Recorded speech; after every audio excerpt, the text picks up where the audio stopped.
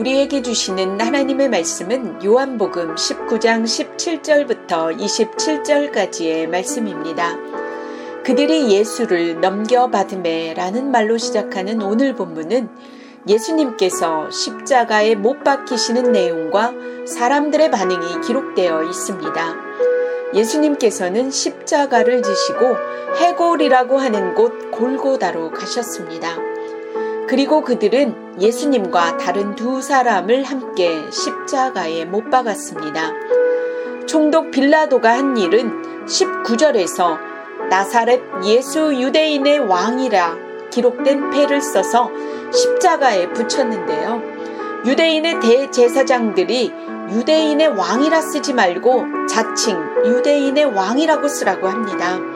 그러나 빌라도는 나는 쓸 것을 썼다 하며 자칭 유대인의 왕이 아닌 유대인의 왕이라 기록하였고, 많은 유대인들이 패를 읽을 수 있게 히브리 말과 헬라 말로 기록합니다.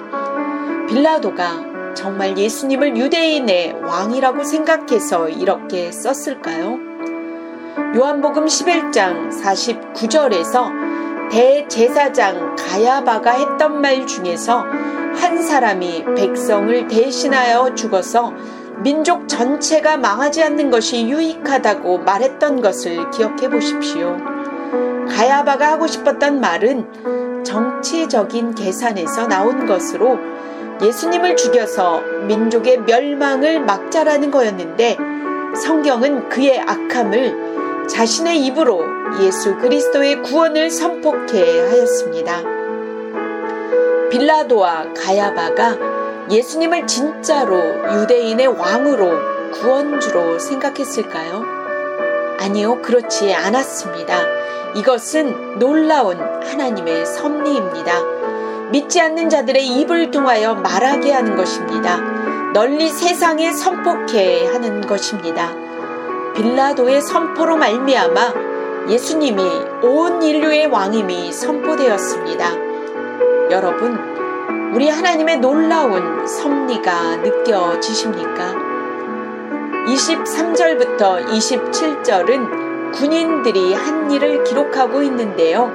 23절에서 군인들은 예수님을 십자가에 못 박은 뒤에 예수님의 겉옷을 가져가 네 몫으로 나누고 한 사람이 한 몫씩을 차지합니다. 그리고 속옷은 제비를 뽑습니다. 이것이 성경을 응하게 하려 하는 것이라고 하는데요. 시편 22편 18절에서 그들이 내 옷을 나누고 내 옷을 제비 뽑나이다 라는 예언의 말씀의 성취입니다. 25절은 십자가 곁에 어머니와 이모와 글로바의 아내 마리아와 막달라 마리아가 십자가 곁에 서 있었다고 기록합니다. 예수님께서 어머니와 사랑하시는 제자를 발견하시고 어머니에게 말씀하십니다. 여자여, 보소서 아들이니이다. 또 사랑하시는 제자에게 말씀하십니다.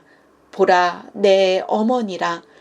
사랑하시는 제자가 예수님의 말씀을 듣고 어떻게 합니까? 그때부터 그분을 자기 집에 모시는 것으로 본문이 끝이 나고 있습니다. 우리 하나님의 섭리에 대해서 생각해 보고 싶은데요. 빌라도가 유대인의 왕이라고 쓴 것이 유대 지도자들에게는 수치였을지 모르겠지만, 이것은 하나님께서 예수님이 온 세상의 왕이심을 선포하는 일이 되었습니다.